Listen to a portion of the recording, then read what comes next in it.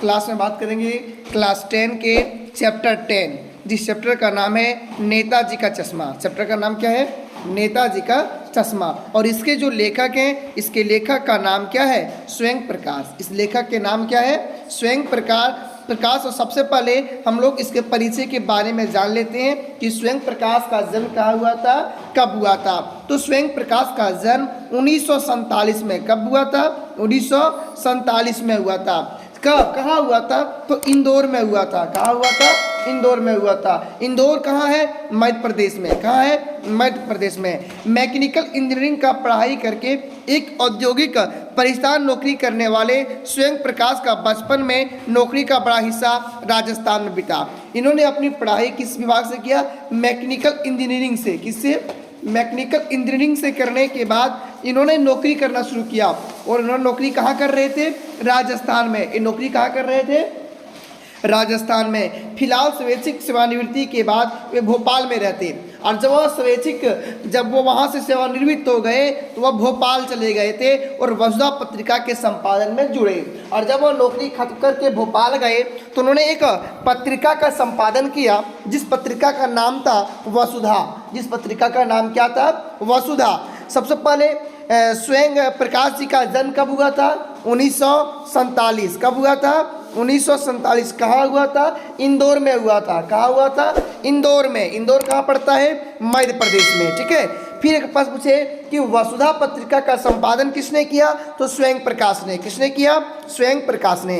8वें दशक में उभरे स्वयं प्रकाश। यह जो था 8वें दशक में उभरा था। स्वयं प्रकाश आज समकालीन कहानी के महत्वपूर्ण हस्ताक्षर हैं। उनके 13 कहानी संग्रह प्रकाशित हो चुके हैं। कितने कहानी?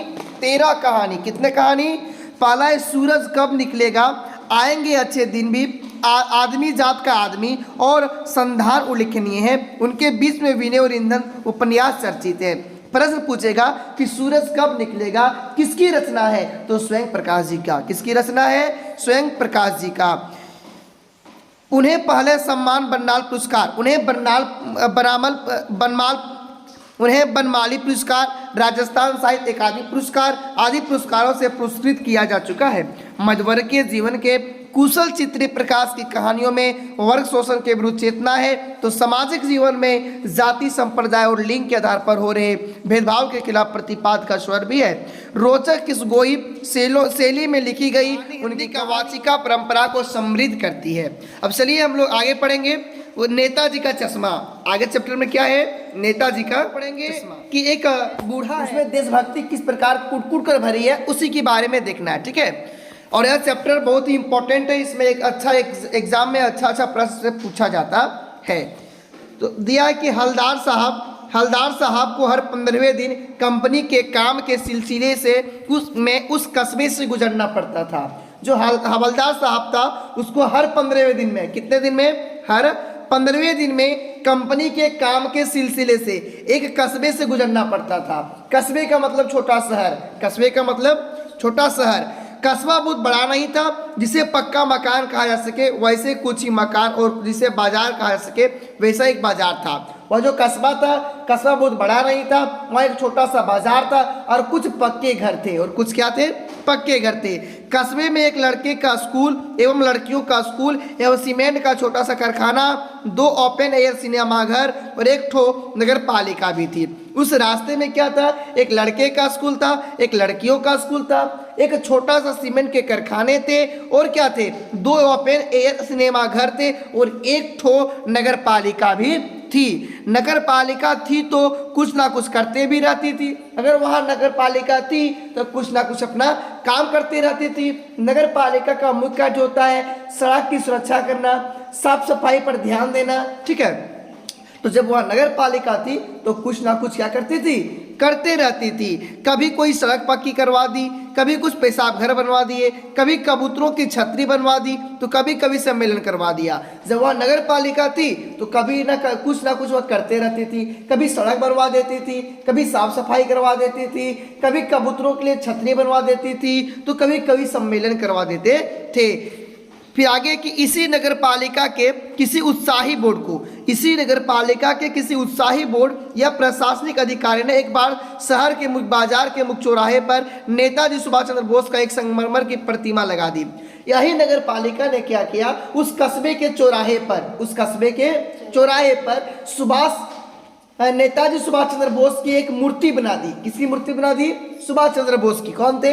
एक क्रांतिकारी थे। कौन थे? क्रांतिकारी थे जो हमारे देश को आज़ाद कराने में अपनी भूमिका दिए थे। तो उन्होंने क्या किया, उसकी एक प्रतिमा बना दी। किसकी प्रतिमा? सुभाष चंद्र बोस की। किसकी प्रतिमा? सुभाष चंद्र बोस की प्रतिमा बना दी। यह कहानी उसी प्रतिमा के बारे में है, बल्कि उसके भी एक छोटे से हिस्से के बारे में। और यह प्रतिमा उसी के बारे, कहानी उसी के बारे में है और उसके बारे में नहीं, उसका एक छोटा सा अंश के बारे में है। कहानी है कि पूरी बात तो यह पता नहीं, लेकिन लगता है कि देश के अच्छे मूर्तिकार की जानकारी नहीं होने और अच्छी मूर्ति की लागत में अनुमान और प्रबंध वजह से कहीं बहुत ज़्यादा होने के कारण काफ़ी समय उहापो और चिट्ठी पटरी में बर्बाद हुआ होगा और बोर्ड की शशानवास समाप्त होने की घड़ियों में किसी स्थानीय कलाकार को ही अवसर देने का निर्णय किया गया होगा। कहता है कि ना जाने इस देश में अच्छे मूर्तिकार नहीं है, ना जाने इस मूर्ति को बनाने के लिए इतना बजट नहीं था, तो हो सकता है जो मूर्ति बनाने का काम लिया होगा उसका शासनकाल खत्म होने वाला होगा, उसका अंतिम चरण होगा, इसलिए जल्दीबाजी में स्थानीय कलाकार से इस मूर्ति को क्या कर दिया गया? बनवा दिया गया। इस मूर्ति को क्या कर दिया गया? बनवा दिया गया। और अंत में कस्बे के इकलौते हाई स्कूल के इकलौते ड्राइंग मास्टर मान लीजिए मोतीलाल जी, उस मूर्ति को जो बनाया था, उसी गांव में एक स्कूल था, उस स्कूल में एक शिक्षक थे, ड्राइंग का शिक्षक। कौन थे? ड्राइंग का शिक्षक। और वही शिक्षक उस मूर्ति को बना दिए। वो मूर्ति बनाने का काम उसी शिक्षक को सौंपा गया था, जिसका नाम था मोतीलाल। जिसका नाम क्या था? मोतीलाल। मोतीलाल जी को यह काम सौंप दिया गया होगा, जो महीने भर में मूर्ति बनाकर पटक देने का विश्वास दिला रहे होंगे।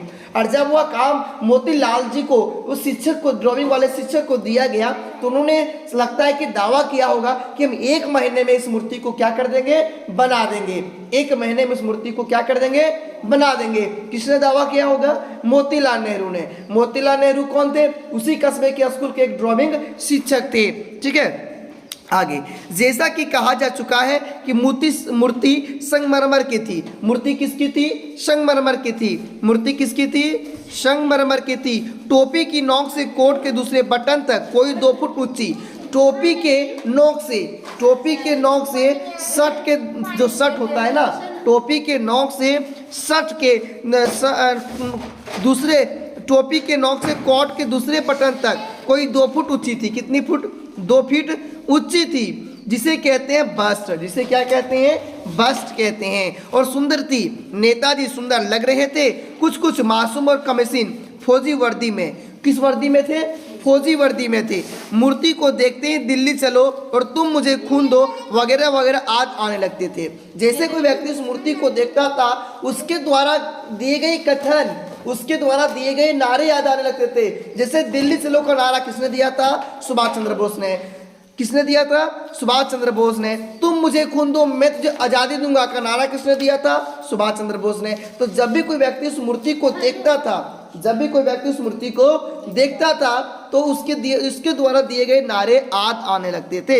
इस सृष्टि से सफल और सराहनीय प्रयास था। केवल एक चीज थी, कसर थी। केवल एक चीज बची थी, क्या थी? कसर थी, जो देखते ही खटखटी थी। नेताजी की आंखों पर चश्मा नहीं था। नेताजी की आंखों पर क्या नहीं था?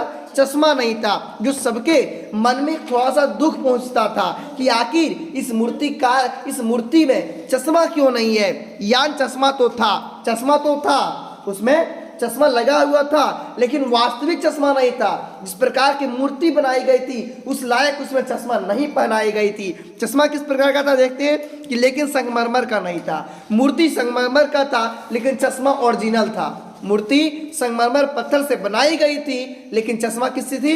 ओरिजिनल थी, पत्थर की नहीं थी। एक सामान्य और सचमुच के चश्मे का चौड़ा काला फ्रेम मूर्ति को पहना दिया गया था। तो उस जो संगमरमर जो मूर्ति था, उस पर संगमरमर का चश्मा नहीं था। चश्मा कैसा था? सचमुच का चश्मा था, ओरिजिनल चश्मा था। कैसा था? चश्मे का चौड़ा काला फ्रेम और मूर्ति को पहना दिया गया। चश्मा का जो फ्रेम था वह काला था, हवलदार साहब जब पहली बार इस कस्बे से गुजरे और चौराहे पर पान खाने रुके, जब वह हवलदार साहब उसी कस्बे से गुजर रहे थे, किस कस्बे से, जिस कस्बे में मूर्ति बनी थी, जब वो उस कस्बे से गुजर रहे थे तो वह चौराहे पर रुके। वह कहाँ रुके? चौराहे पर। क्या करने के लिए? पान खाने के लिए। क्या करने के लिए रुके थे? पान खाने के लिए। तभी उन्होंने इसे लक्षित किया, तभी उन्होंने उस नेताजी के चश्मे जो नहीं लगा था, तो वास्तविक चश्मा जो लगा था उस पर निशाना बनाया। पहले चेहरे पर एक कोतभरी मुस्कान फैल गई। वाह भाई, ये आइडिया भी ठीक है, मूर्ति पत्थर की लेकिन चश्मा रियल। पहले जब उस मूर्ति को देखा तो खुश हो गया। क्या कहा कि भाई अभी गजब की बात है, मूर्ति पत्थर की है और चश्मा वास्तविक है, चश्मा वास्तविक है। फिर कहता है जीप कस्बा छोड़कर आगे बढ़ गई। अब जीप कस्बा छोड़कर कहाँ बढ़ गई? आगे बढ़ गई। तब भी हवलदार साहब इस मूर्ति के बारे में ही सोचते रहे। वह उस कस्बे से आगे चला गया था, उसकी जीप उस कस्बे से बाहर निकल गई थी, लेकिन उसका दिमाग अभी भी कहाँ टिका हुआ था? उसी संगमरमर वाले मूर्ति पर ही टिका था।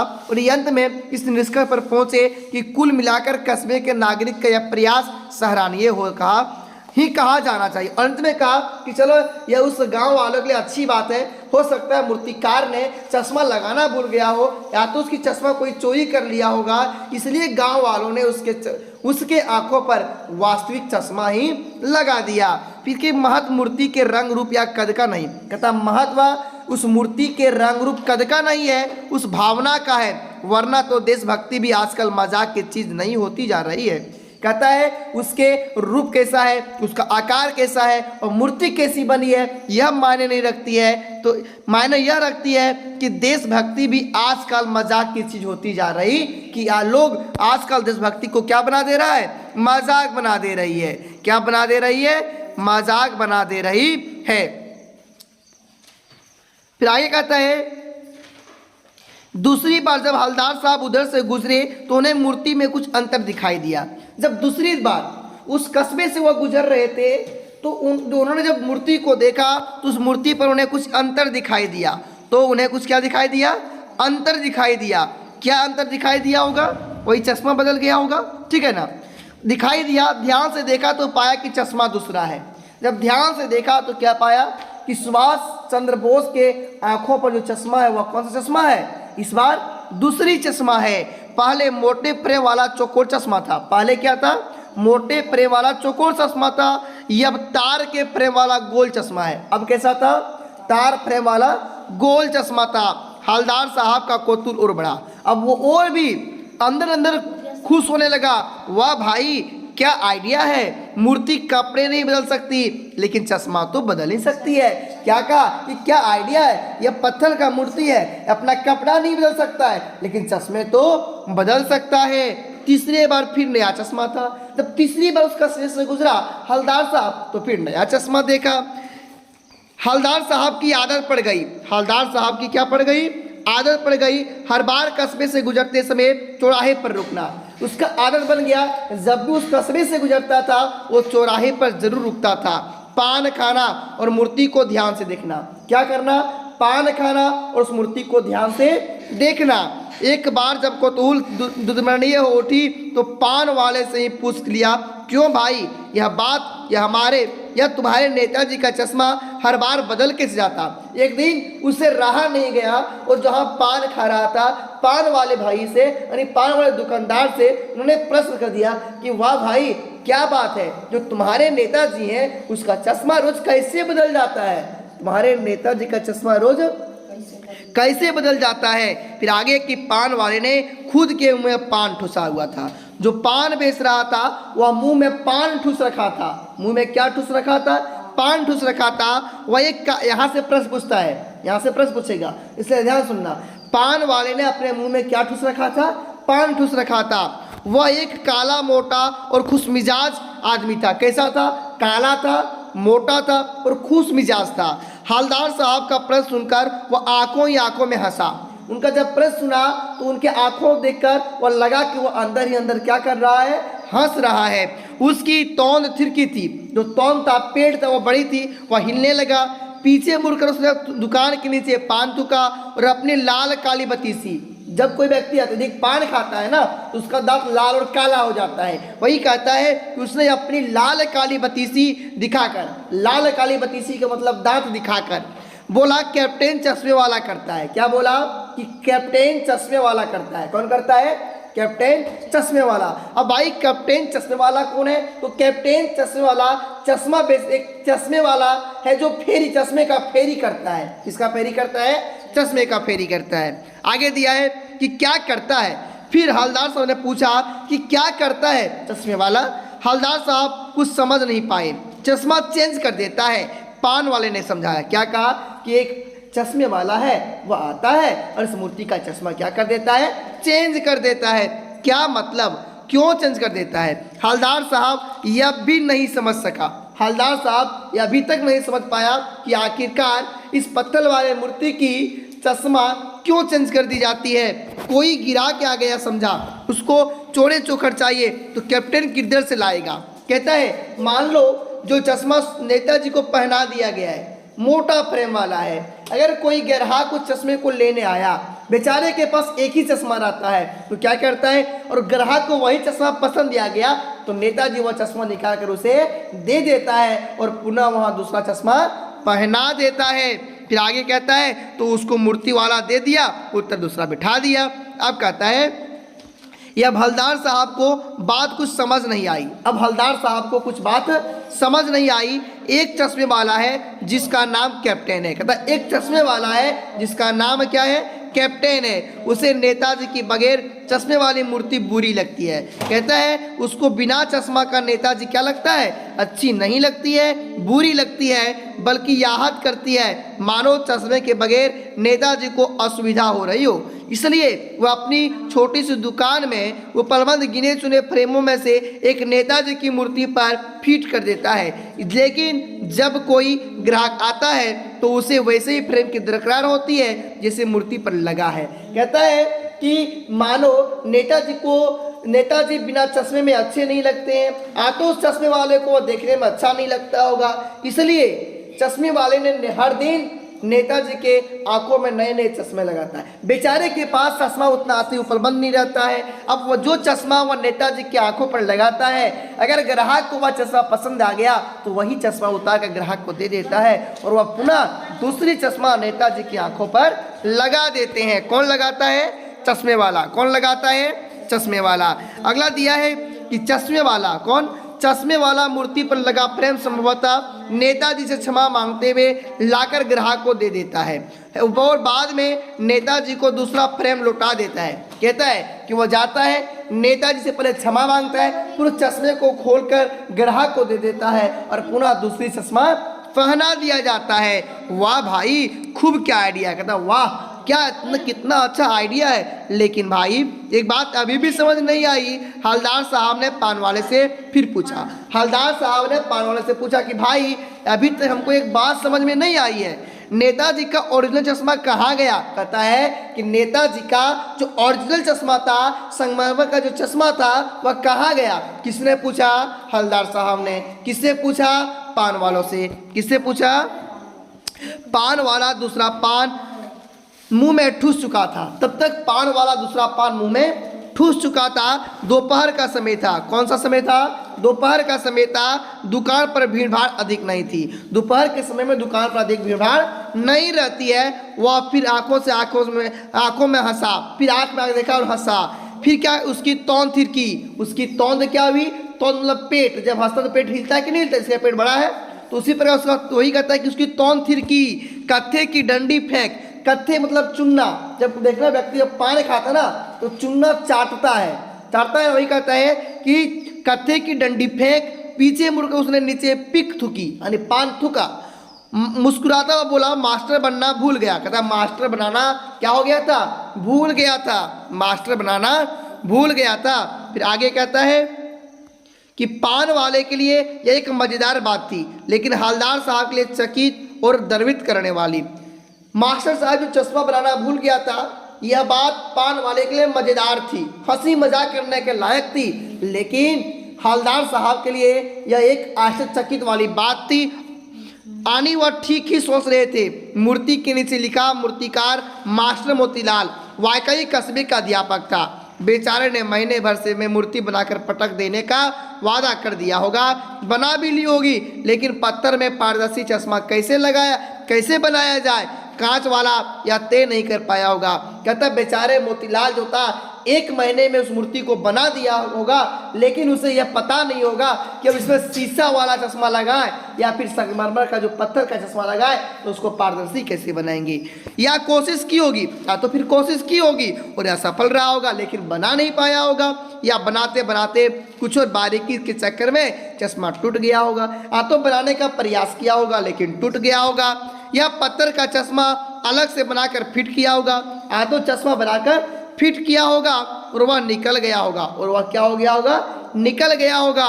फिर कहता उफ, हलदार साहब को यह सब कुछ बड़ा विचित्र और कौतूहल भरा लग रहा था। इन्हीं ख्यालों में खोए खोए पान के पैसे चुकाकर चश्मे वाली की देशभक्ति के समक्ष नतमस्तक होते हुए वह जीप की तरफ चले। इसी बीच दुकानदार को पान का पैसा देता है, उस चश्मे वाले को मन ही मन प्रणाम करता है और अपनी जीप की ओर चले जाता है। चले फिर रुके, पीछे मुड़े, चला फिर रुका, फिर पीछे मुड़ा और पान वाले के पास जाकर पूछा, क्या कैप्टन चश्मे वाला नेताजी का साथी है? कहता क्या जो चश्मा बेचता है कैप्टन नेताजी का साथी है क्या? ये आज़ाद हिंद फौज का भूतपूर्व सिपाही। क्या कहता है कि आज़ाद हिंद फौज का भूतपूर्व सिपाही कौन है आखिरकार?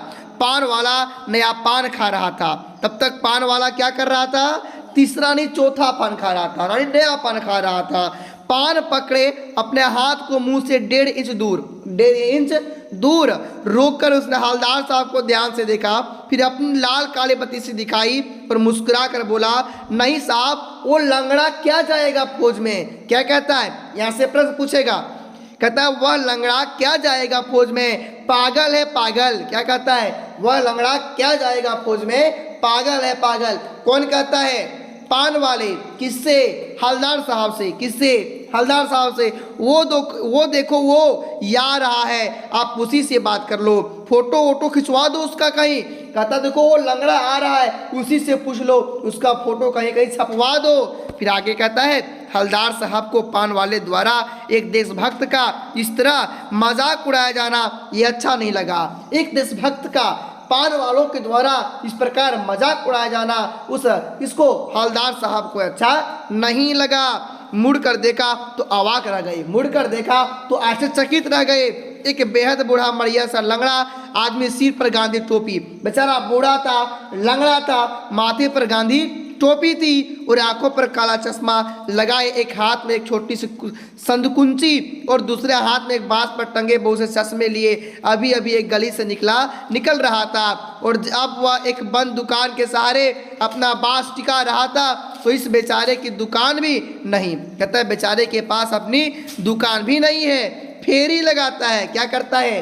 फेरी लगाता है। हवलदार साहब चक्कर में पड़ गए, पूछना चाहते थे इसे कैप्टन क्यों कहते। अब वह पूछना चाहता था कि भले तो चश्मे वाला चश्मा बेचता है इसलिए इसका नाम चश्मे वाला है, लेकिन इसको कैप्टन क्यों कहता है? लेकिन इसको कैप्टन क्यों कहते हो?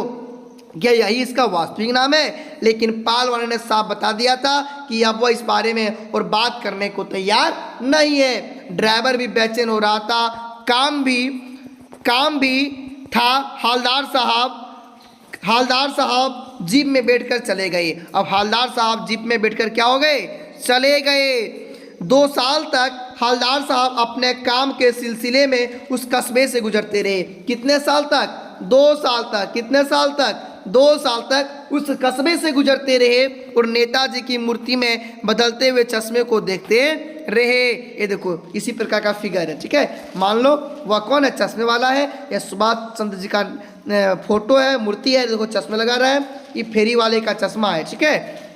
क्या कहता है कि कभी गोल चश्मा होता तो कभी चौकोर, कभी लाल, कभी काला, कभी धूप का चश्मा, कभी बड़े कांचों वाला गोगो चश्मा, पर कोई ना कोई चश्मा जरूर होता।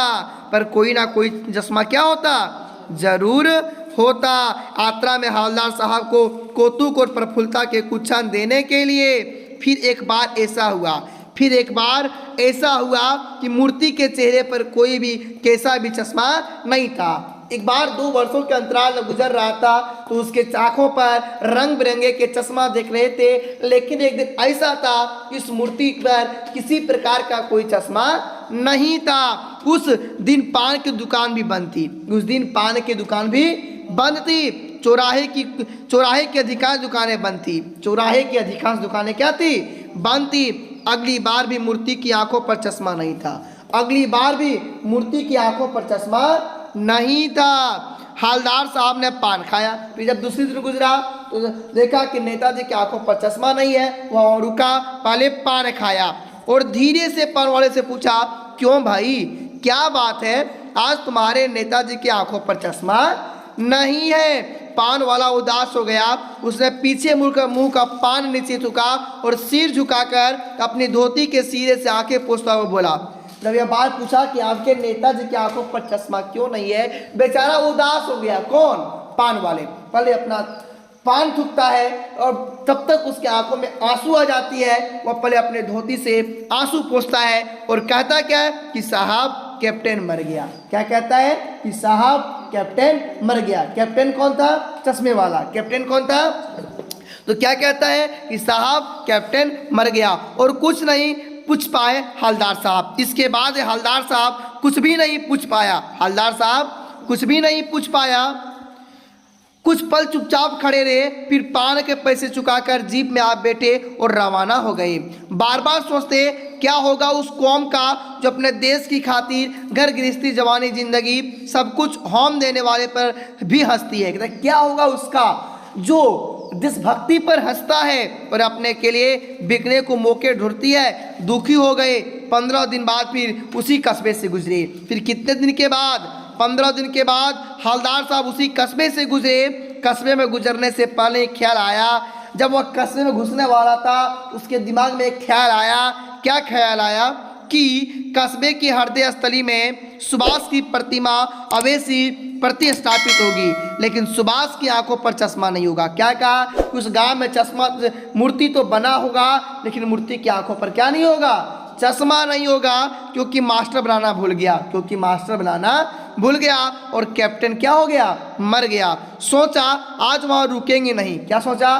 कि आज वहाँ रुकेंगे ही नहीं, पान भी नहीं खाएंगे, पान भी नहीं खाएंगे, मूर्ति की तरफ देखेंगे भी नहीं, सीधे निकल जाएंगे। ड्राइवर से कह दिया चौराहे पर रुकना नहीं, आज बहुत काम है, पान आगे कहीं क्या कर लेंगे, आगे कहीं खा लेंगे। हवलदार साहब ने अपने ड्राइवर से कह दिया कि आज चौराहे पर रुकना नहीं, पान आगे कहीं खा लेंगे, आज बहुत क्या है, काम है, आज बहुत क्या है, काम है। लेकिन आदत से मजबूर आंखें चौराहे आती मूर्ति की तरफ उठ गई। लेकिन आदत उनका बन गया था मूर्ति की तरफ देखने के लिए, तो जैसे वह चौराहे पर आया उसकी आंखें मूर्ति की तरफ चली जाती है। कुछ ऐसा देखा कि चीखे रुको, जीप स्पीड में थी, का वह कहता है कि अचानक कहता रुको। ड्राइवर ने जोर से ब्रेक मारा, ड्राइवर ने जोर से ब्रेक मारा। रास्ता चलते लोग देखने लगे, जीप रुकते रुकते ना रुकते हवलदार साहब जीप से कूदकर तेज तेज कदमों से मूर्ति की तरफ लपके। रुकते रुकते नहीं रुका तो उससे पहले वो गाड़ी से उतर गया और दौड़कर किधर जाने लगा, मूर्ति की ओर जाने लगा। और उसके ठीक सामने जाकर अटेंशन में खड़े हो गए। अटेंशन का मतलब सावधान में खड़े हो गए। मूर्ति की आंखों पर सरकंडे से बना छोटा सा चश्मा रखा हुआ था। अब सरकंडे का बना हुआ क्या था, किससे बना था, सरकंडे का बना हुआ छोटा चश्मा था, जैसा बच्चे बना लेते हैं। हवलदार साहब भावुक हैं। इतनी सी बात पर उनकी आंखें भर आई। तो बस कहानी यही थी। अब हम लोग अगले क्लास में करेंगे इसका क्वेश्चन आंसर, ठीक है।